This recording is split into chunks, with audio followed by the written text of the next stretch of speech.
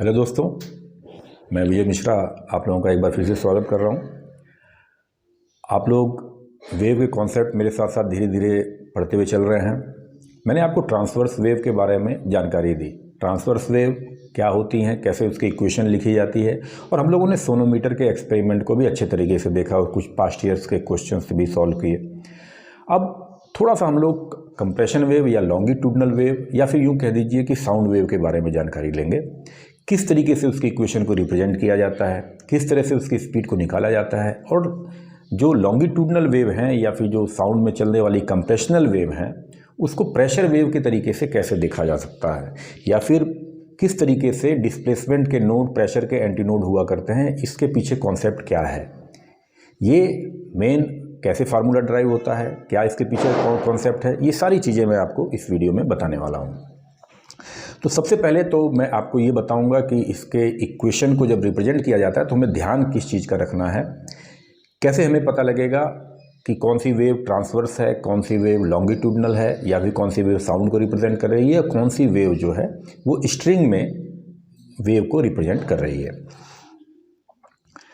आपने देखा कि ट्रांसवर्स वेव में हम लोगों ने इक्वेशन जो लिखी थी वो लिखी थी y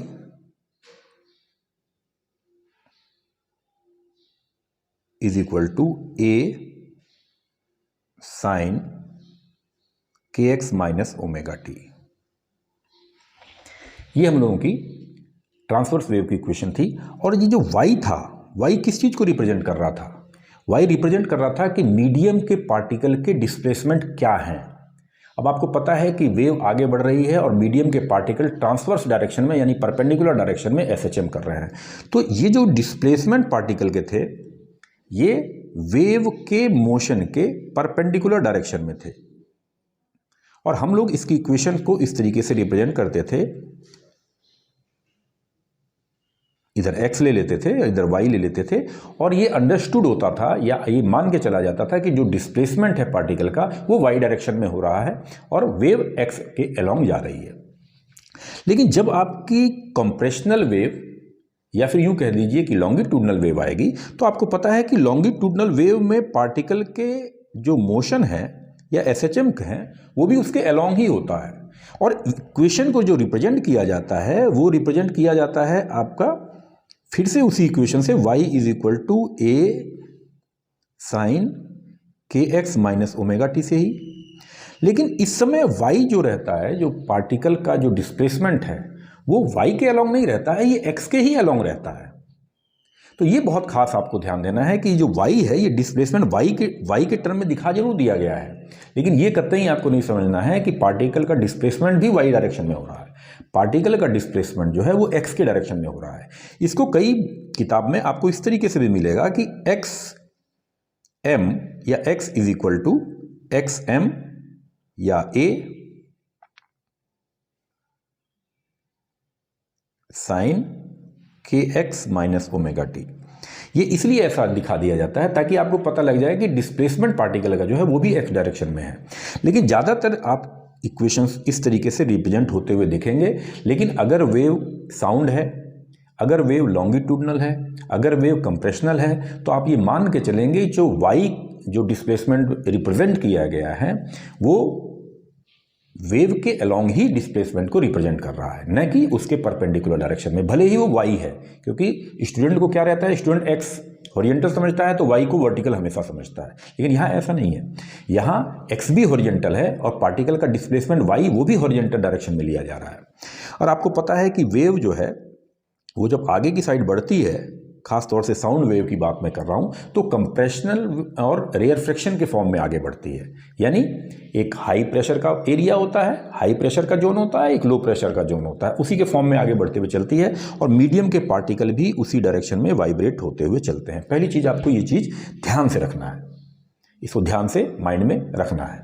इसके बाद हम लोग देखते हैं कि इसी लॉन्गिट्यूडनल वेव को हम लोग प्रेशर वेव के फॉर्म में कैसे रिप्रेजेंट कर सकते हैं, या फिर कैसे प्रेशर के नोड डिस्प्लेसमेंट के anti node and vice versa हुआ करते हैं। इसके लिए मैं आपको बताएं, आप एक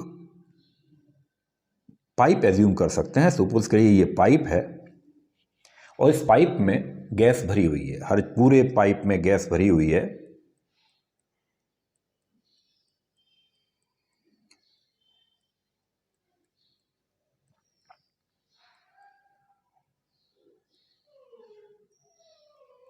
पूरे पाइप में आप देख रहे हैं कि गैस फिलअप है और कोई एक वेव की ट्रेन यानी कंप्रेशन रेयर फ्रैक्शन इसमें मूव कर रही है और उसकी इक्वेशन आपने लिख दी y is equal to a sine के एक्स माइनस ओमेगा टी। कहने का क्या मतलब हुआ, x डिस्टेंस पर इसको आप ओरिजिन मान सकते हैं, यहां पर आप ये ले सकते हैं कि ये ओरिजिन है, यहां 0 0 ले सकते हैं, यहां से सारे मेजरमेंट आप कर रहे हैं। तो अगर आप देखें किसी एक लेयर की बात करें, सपोज करिए मैं इस लेयर की बात कर रहा हूं, तो मीडियम की ये जो लेयर है गैस की, ये अपने मीन पोजीशन से राइट या लेफ्ट यानी वेव के मोशन के अलोंग ही डिस्प्लेस होनी है, क्योंकि ये वेव लॉन्गिट्यूडनल है। तो किसी समय पर ये वेव कितना आगे पीछे शिफ्ट होती है, इसको आपने y से रिप्रेजेंट कर रखा है। उससे थोड़ी दूरी पर एक और इसी तरीके की लेयर है और इन दोनों लेयर्स के बीच की डिस्टेंस मैंने ले रखी है dx। दो लेयर्स हो गई, दोनों लेयर्स के बीच की डिस्टेंस dx हो गई। अब ये भी वेव आगे पीछे डिस्प्लेस होनी है, ये भी वेव आगे पीछे डिस्प्लेस होनी है, क्योंकि आपको पता है किसी भी टाइम पर मीडियम के पार्टिकल का जो डिस्प्लेसमेंट है वो वेव के मोशन के अलोंग ही होना है। तो ये लेयर भी SHM करेगी, ये लेयर भी SHM करेगी। लेकिन अब अगर मान लीजिए दोनों वेव एक साथ आगे बढ़ती हैं तो इनके वॉल्यूम में कोई चेंज नहीं आएगा, वॉल्यूम उतना ही रहेगा जितना इस समय बना हुआ है। अगर ये एक साथ पीछे आती हैं तो भी वॉल्यूम में कोई चेंज नहीं आएगा। लेकिन आप फर्ज कीजिए, आप एज्यूम करिए कि एक लेयर आगे बढ़ती है और दूसरी इधर आती है, यानी एक राइट एक लेफ्ट आती है, तो इसके बीच में जो वॉल्यूम था वो कम हो जाएगा। या फिर एक लेयर आगे बढ़ती है और एक लेयर लेफ्ट एक लेयर राइट जाती है तो इनके बीच का वॉल्यूम बढ़ जाएगा। यानी इनके जो बीच का वॉल्यूम है, जिसको मैं वॉल्यूम को मैं दिखा सकता हूं, सपोज करिए क्रॉस सेक्शन एरिया मैंने ए ले लिया है या एस ले लिया है, एस है आपका क्रॉस सेक्शन एरिया,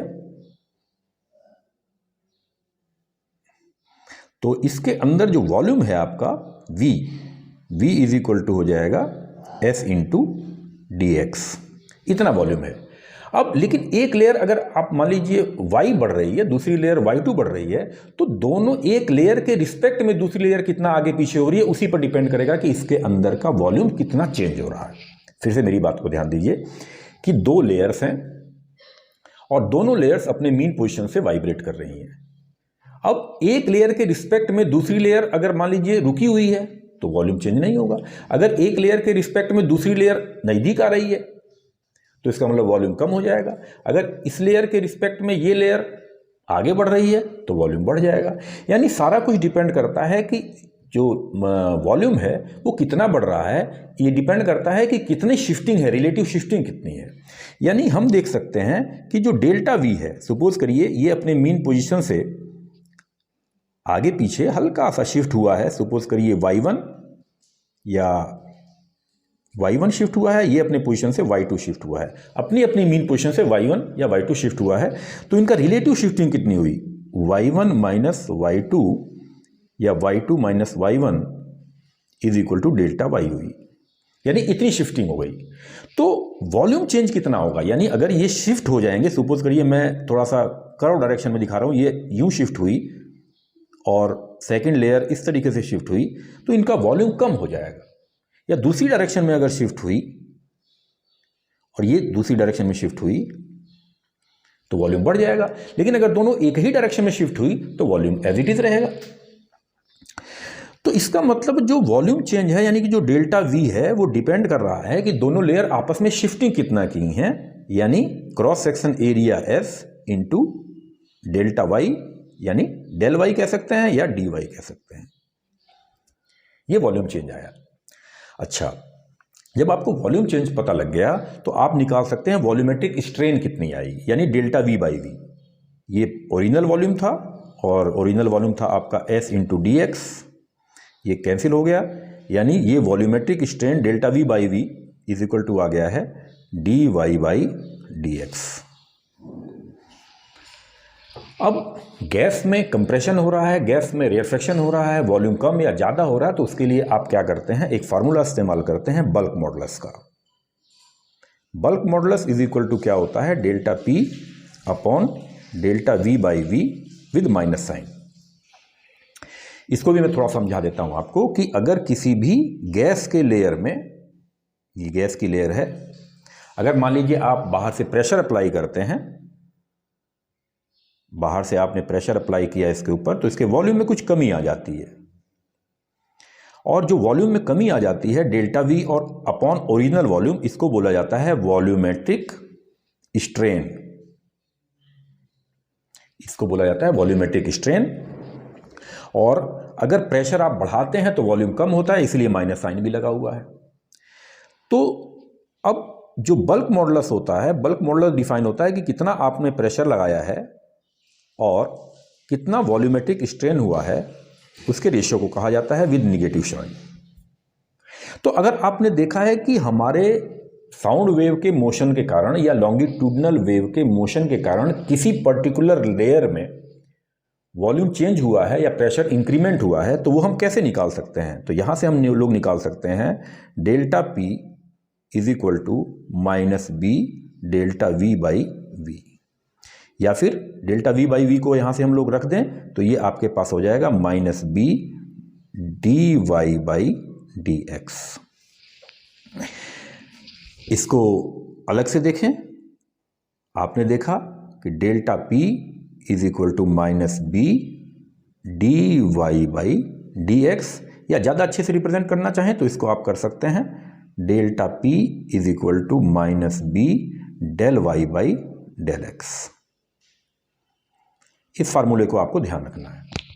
कहने का मतलब हो गया कि अगर हमारा लॉन्गिट्यूडनल वेव की equation y is equal to a sine के एक्स माइनस ओमेगा टी है, तो यही वेव अगर हमको प्रेशर के फॉर्म में रिप्रेजेंट करनी होगी तो delta P is equal to a और डिफ्रेंशिएट करेंगे b, ऊपर का फार्मूला लगाएंगे, और कॉस के x minus omega T with के, यानी ये आपका प्रेशर वेव की इक्वेशन बनेगी। यानी एक वेव आपकी साइन में चलेगी, डिस्प्लेसमेंट में अगर आप साइन से चल रहे हैं तो आपको प्रेशर वेव में कोसाइन से चलना पड़ेगा। यानी इसकी अगर इसको आप रिप्रेजेंट करते हैं साइन वेव से, तो प्रेशर वेव को यहीं पे आप रिप्रेजेंट करेंगे माइनस कोसाइन से, यानी इसको आप करेंगे इस तरीके से। यही कारण रहता है कि अब आप देख रहे हैं कि यहां पर नोड था तो यहां पर प्रेशर का एंटी नोड बना है, यहां पर आप देख रहे हैं नोड था तो यहां पर आप देख रहे हैं प्रेशर का एंटी नोड बन गया है। तो एन वाइस वर्सा। दूसरे तरीके से अगर एक ही बार में अगर दोनों ग्राफ को हम एक ही ग्राफ में बनाना चाहें, और एक ग्राफ में मैंने आपको डिस्प्लेसमेंट दिखाया है, यहां पे अगर मैं डिस्प्लेसमेंट दिखाऊं,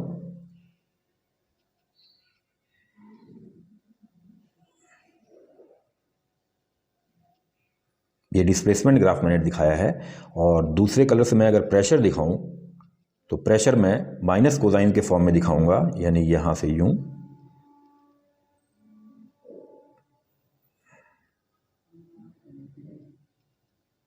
तो आप देखते हैं कि जहां पर डिस्प्लेसमेंट का नोड था, जहां पर डिस्प्लेसमेंट का नोड था वहां प्रेशर का आप देख रहे हैं कि ये डिस्प्लेसमेंट का नोड था, ये डिस्प्लेसमेंट का नोड था, ये डिस्प्लेसमेंट का नोड था। यहां पर आपका प्रेशर का एंटी नोड बना है, ये प्रेशर का एंटी नोड है, ये प्रेशर का एंटी नोड है, यहां पर डिस्प्लेस नोड की जगह प्रेशर का एंटी नोड आया है। यहां पर आप देख रहे हैं जहां पर एंटी नोड था यहां पर नोड आया है, यहां पर आप देख रहे हैं कि यहां पर डिस्प्लेसमेंट का एंटी नोड था तो यहां पर आपका प्रेशर का एंटी नोड आया है। और मैक्सिमम प्रेशर आप किससे रिप्रेजेंट करेंगे, प्रेशर एम्पलीट्यूड कितना होगा, प्रेशर एम्पलीट्यूड होगा पी मैक्स, जो होगा प्रेशर एम्पलीट्यूड, ये आपका डिफाइन होगा बी ए के से। के आपको पता है 2 पाई बाई लैम्डा है, ए है आपका डिस्प्लेसमेंट एम्पलीट्यूड और बी है आपका बल्क मॉडुलस। तो इस तरीके से फ्रेंड्स आप देखते हैं कि किस तरीके से हम लोग डिस्प्लेसमेंट वेव को प्रेशर वेव के फॉर्म में रिप्रेजेंट करते हैं या देखते हैं। ये हमेशा ध्यान रखना है कि जब प्रेशर वेव में वेव को रिप्रेजेंट किया जाता है तो डिस्प्लेसमेंट के नोड जो होते हैं वो प्रेशर के एंटी नोड बन जाते हैं एंड वाइस वर्सा। तो ये एक बहुत ही इंपॉर्टेंट कॉन्सेप्ट था जो कि आप लोगों के लिए बेहद जरूरी है। मैंने इसको प्रूफ भी कर दिया है, इसीलिए फार्मूले जो हैं वो आपके सामने हैं, इसको सभी फार्मूलों को आपको ध्यान रखना है।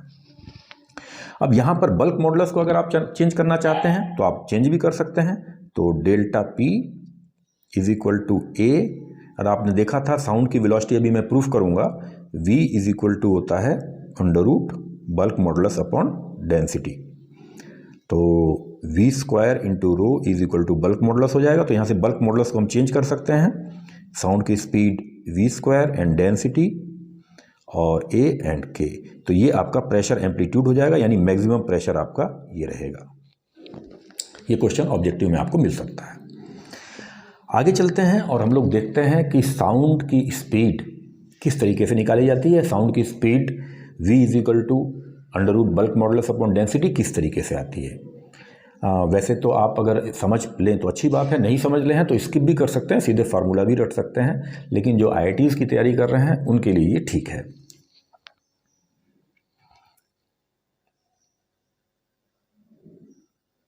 स्पीड ऑफ साउंड वेव, इसके लिए फिर से मैं एक गैस का चैम्बर लूँगा, एक पाइप में गैस रहेगी और एक कंप्रेशन या रेयर फ्रैक्शन का एक पल्स जो मैं भेजूंगा और हम लोग देखेंगे किस तरीके से स्पीड उसकी निकला करती है। तो हम लोगों ने क्या किया, हम लोगों ने एक गैस का एक चैम्बर या गैस की एक पाइप ली। गैस की पाइप में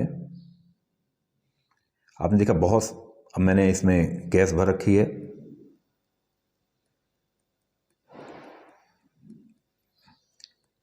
गैस इसमें पूरा आप लोगों ने फिलअप कर रखा है, और एक लो प्रेशर या हाई प्रेशर, हम लोग लो प्रेशर ले लेते हैं, एक लो प्रेशर का पल्स जो है इसमें ट्रैवल कर रहा है, राइट डायरेक्शन लेफ्ट डायरेक्शन से राइट डायरेक्शन, अपने लो प्रेशर का पल्स एक भेजा। तो एक पल्स जो है ये लो प्रेशर का पल्स, ये लो प्रेशर का पल्स है।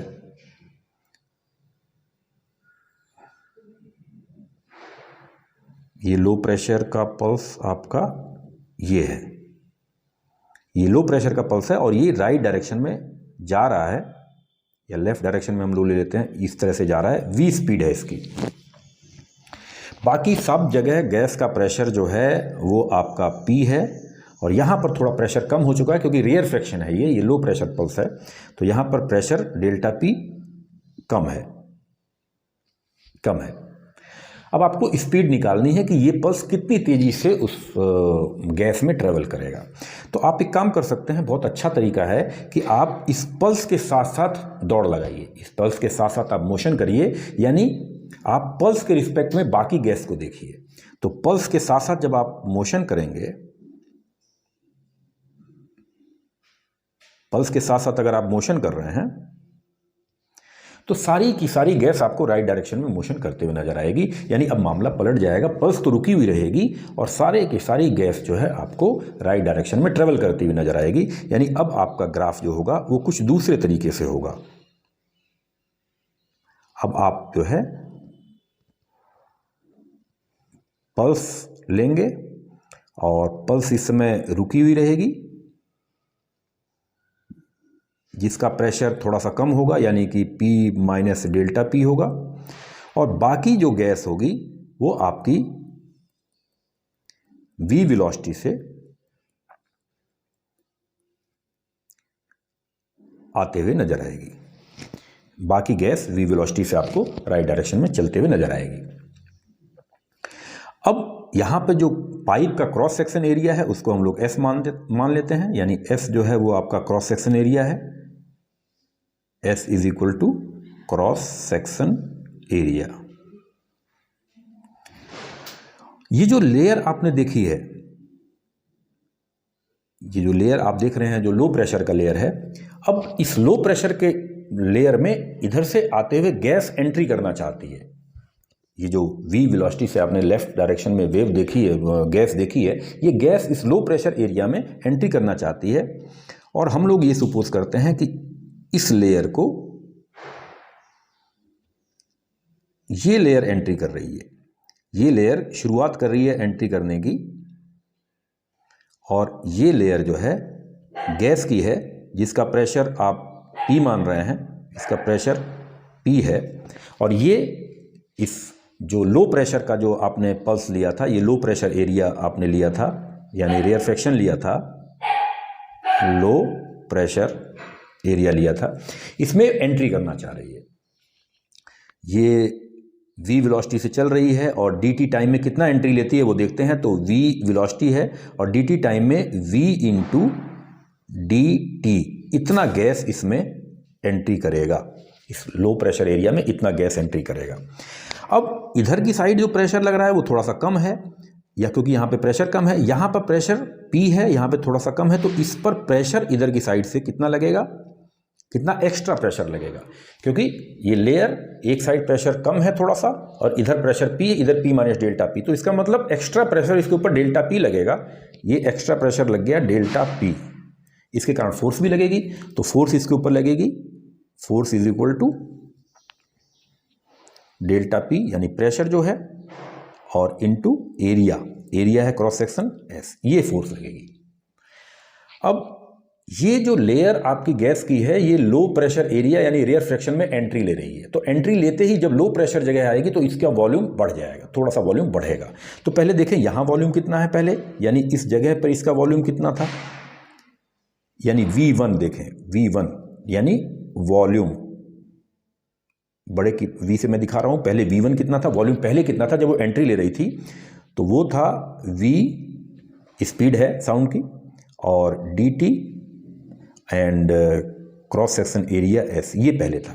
लेकिन जब ये अंदर चला गया तब कितना हो गया वॉल्यूम, तब V2, क्योंकि अंदर चला गया है तो उसका वेलोसिटी कम हो गई है, वेलोसिटी ज़्यादा हो गई है, तो वेलोसिटी आपकी अंदर ज़्यादा होने की वजह से इसका वॉल्यूम थोड़ा सा लो प्रेशर एरिया में जाने के कारण बढ़ गया है।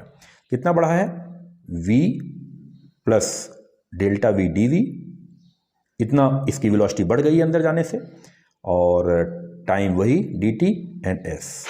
फिर से मेरी बात ध्यान से सुनिए कि जब आपका लो प्रेशर का एरिया यानी रेयर फ्रैक्शन जो है वो रुका हुआ है, लो प्रेशर का एरिया, बाहर से हाई प्रेशर की गैस उसके अंदर एंट्री ले रही है, तो जब हाई प्रेशर की गैस उसके अंदर एंट्री लेगी तो ऑब्वियस सी बात है लो प्रेशर में जाने पर उसका वॉल्यूम बढ़ेगा। तो पहले जो वॉल्यूम आपका ये था v dt multiplied by cross section area, वो अब वॉल्यूम बढ़कर v प्लस dv, क्योंकि अंदर जाने पर वेलोसिटी बढ़नी है, क्योंकि एक फोर्स लग रही है उसके ऊपर, एक एक्स्ट्रा प्रेशर लग रहा है। तो अब आपने क्या किया, चेंज इन वॉल्यूम देखा, change in volume delta V यानी V2 माइनस V1, ये आपने निकाला। ये आप दोनों इक्वेशंस को आप लेस करेंगे तो आपके पास आ जाएगा dV and dt and s, और dV अपॉन V जब निकालेंगे यानी वॉल्यूमेट्रिक स्ट्रेन निकालेंगे तो ये आपका निकलेगा V dt s, यानी यही वाला आपने रख दिया इसमें। तो डेल्टा V बाई V यानी वॉल्यूमेट्रिक स्ट्रेन जो निकल रही है वो आपकी निकल रही है dV बाई V। ध्यान रखिए स्मॉल v है स्पीड ऑफ वेव और कैपिटल V है वॉल्यूम, तो यानी dV अपॉन V और कैपिटल dV अपॉन V ये दोनों बराबर हैं, यानी volumetric strain change in velocity upon change in original velocity के बराबर आ रही है। यहाँ आप न्यूटन्स लॉ लगाने जा रहे हैं। आपने देखा ये जो लेयर आपने कंसीडर किया है, इस लेयर पर ये जो लेयर आपने कंसीडर किया है, ये जो आपका गैस है वो लो प्रेशर एरिया में एंट्री ले रहा है, तो लेफ्ट डायरेक्शन में आपका डेल्टा P प्रेशर एक्स्ट्रा लग रहा है और इसके कारण से फोर्स लग रहा है इतना एक्स्ट्रा। तो this force is equal to mass and acceleration यानी dV अपॉन dt होगा। और मास की जगह क्या रखेंगे, मास की जगह रखेंगे इसका वॉल्यूम जो लेयर एंट्री कर रही है, ये इसकी जगह रखेंगे हम लोग V dt एंड एरिया, ये तो हो गया वॉल्यूम आपका, और इनटू इसकी डेंसिटी। जब इस इक्वेशन को रखेंगे तो आपके पास आ जाएगा delta P into S is equal to V, ध्यान रखिए छोटा v स्पीड है, dt और capital S density and dv upon dt। यहाँ से dt आपका कैंसिल हो जाएगा और s भी आपका कैंसिल हो जाएगा और आपके पास आ जाएगा delta P is equal to v density dv। अब ऊपर नीचे आप v से फिर से मल्टीप्लाई और डिवाइड कर दीजिए तो डेल्टा P आपका आ जाएगा v रो dv upon v into v, यानी v square density dv upon v।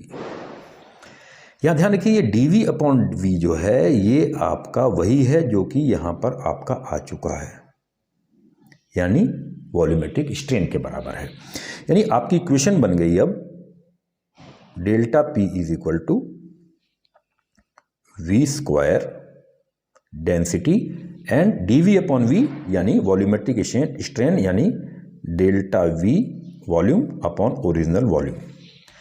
अब आप एक काम कर सकते हैं, अब आप यहाँ पर वॉल्यूमेट्रिक स्ट्रेन को बल्क मॉडुलस के फॉर्म में रख सकते हैं, क्योंकि आपने अभी पीछे वाले पेज पे आपने देखा है कि फार्मूला जो होता है वो होता है आपका bulk modulus is equal to minus delta P upon delta V by V।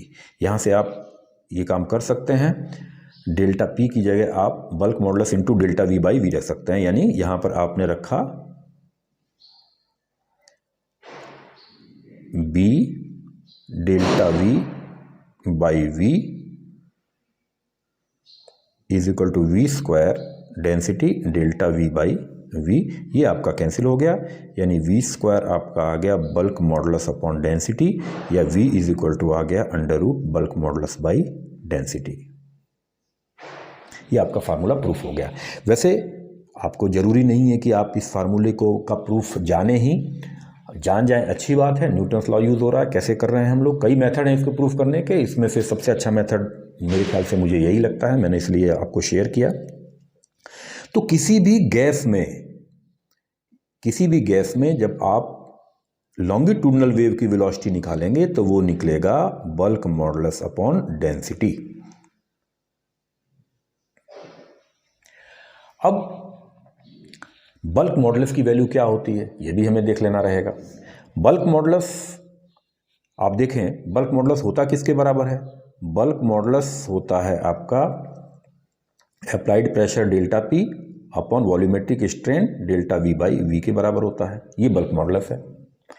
तो जब कोई साउंड गैस में ट्रेवल करती है तो दो कंडीशन होती हैं। एक कंडीशन होती है कि आपका टेम्परेचर कांस्टेंट रहे, यानी आइसोथर्मल कंडीशन होती है।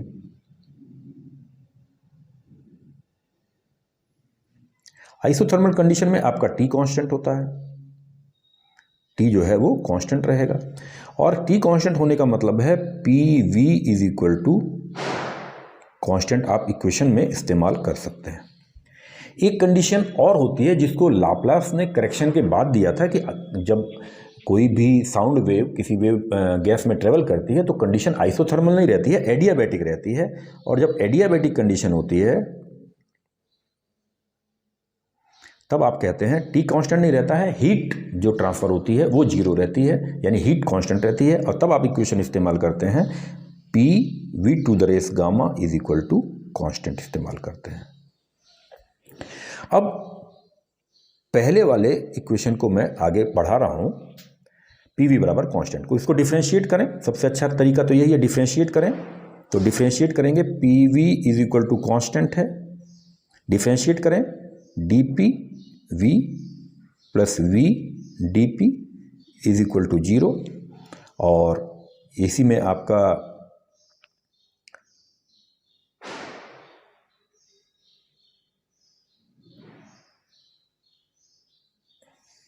Plus P into dV is equal to 0। तो यहाँ पे आपका आ जाएगा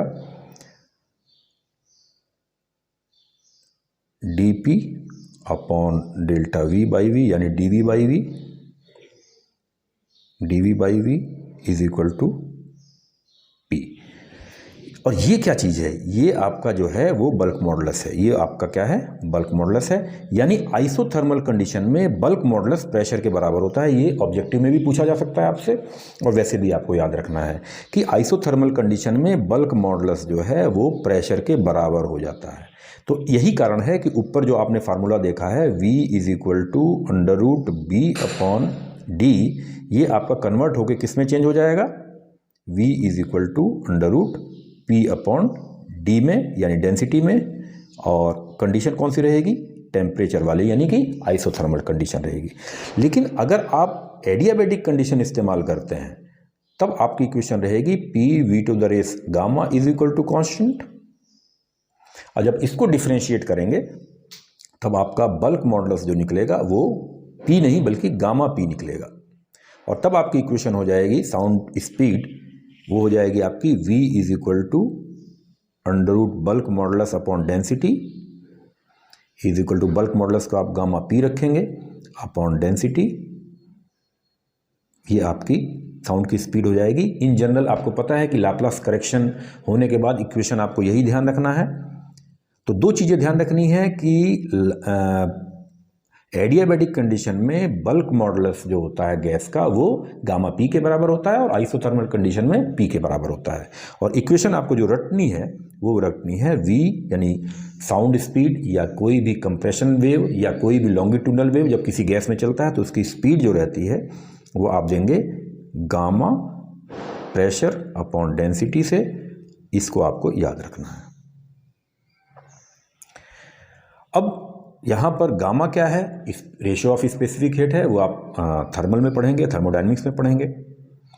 आगे इसको और कन्वर्ट करते हैं, V = √Γ प्रेशर P आपको पता है nRT/V होता है, और डेंसिटी ये है। इसको और कन्वर्ट करिए, ये आपका नंबर ऑफ मोल है, और यहाँ वॉल्यूम एंड डेंसिटी यानी टोटल मास हो गया। तो ये बराबर हो जाएगा गामा की जगह गामा, और मोल हो गया आपका मास अपॉन मॉलिक्यूलर मास, यानी मास अपॉन मॉलिक्यूलर मास। और V एंड रो ये मास हो गया, और ऊपर आ गया R एंड T, और ये आपका रूट। तो आप देख रहे हैं मास से मास कैंसिल हो गया, तो V = आ गया Γ/RT/m।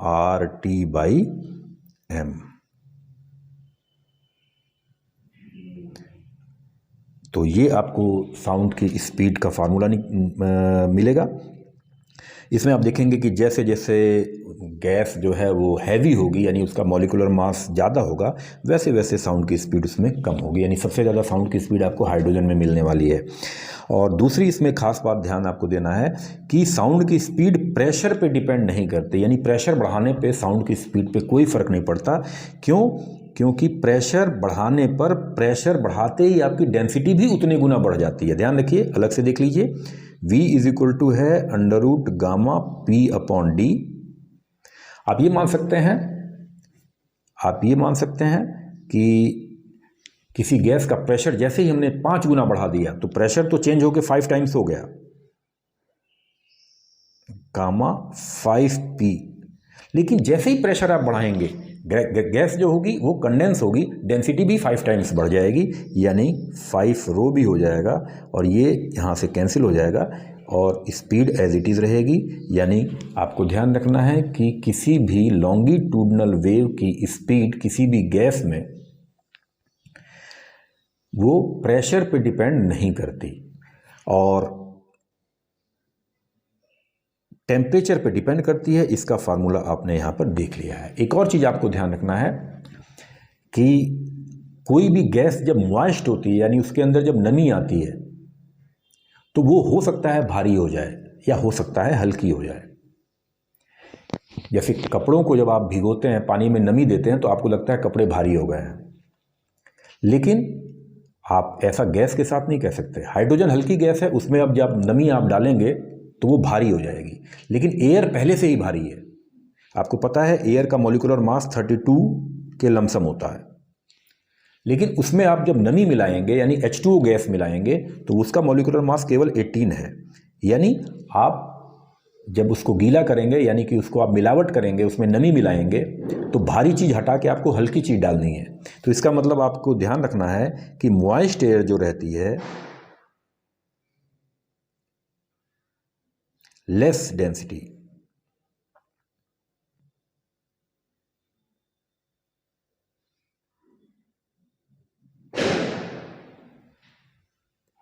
Moist air has less density than dry air. ऐसा आपने देखा होगा कि कोहरों में या सुबह के टाइम सुबह सुबह बहुत दूर दूर की आवाज़ें आने लग जाती हैं, ट्रेन के हॉर्न की आवाज़ें आने लग जाती हैं, क्योंकि साउंड उसमें बहुत तेज़ी से चलती है। क्यों? क्योंकि जो एयर होता है वो मॉइस्ट होता है, या बारिश के बाद आप देखेंगे तो साउंड बहुत तेज़ी से चलती है क्योंकि एयर जो रहता है वो मॉइस्ट होता है। तो ये ध्यान रखना है, एयर जो है वो मॉइस्ट होने के बाद हल्का हो जाता है, लेकिन हर गैस नहीं। अगर आपको पूछा जाएगा कि मॉइस्ट हाइड्रोजन है तब क्या होगा, तो वो भारी हो जाएगा, उसमें साउंड की स्पीड डाउन हो जाएगी। ये आपको ध्यान रखना है। लेकिन ये क्वेश्चन आपका कई बार पूछा गया है कि मॉइस्ट एयर होने पे उसकी स्पीड क्या होगी, लेकिन ध्यान रखना है आपको, मॉइस्ट एयर की डेंसिटी जो ड्राई एयर होता है उसके रिस्पेक्ट में हल्की होती है, और हल्के होने की वजह से, डेंसिटी कम होने की वजह से उसमें साउंड की स्पीड बढ़ जाती है। तो फ्रेंड, इस तरीके से आपने देखा कि हम लोगों ने साउंड की स्पीड का फार्मूला डेवलप किया। क्या अंतर है ट्रांसवर्स और लॉन्गिट्यूडनल वे में, वो देखा। उसको प्रेशर वेव के फॉर्म में किस तरह से रिप्रेजेंट किया जाता है वो भी हम लोगों ने देखा। और जाते जाते यानी लेक्चर ख़त्म करते करते मैं आपको ये भी बता दूंगा कि दोनों को, ग्राफ को अगर एक साथ रिप्रेजेंट करेंगे तो क्या होगा। मेरे ख्याल से ये हम लोग देख चुके हैं इसको। हाँ, हम लोग देख चुके हैं, इस फिगर में देख चुके हैं इसको। तो अब आप साउंड वेव के बारे में लगभग सारी चीज़ें जान गए हैं। अब आपका आता है एक्सपेरिमेंटल स्किल, यानी ऑर्गन पाइप का एक्सपेरिमेंट। ऑर्गन पाइप का एक्सपेरिमेंट साउंड वेव पे रिलेटेड है, यानी कि लॉन्गिट्यूडनल वेव पे रिलेटेड है।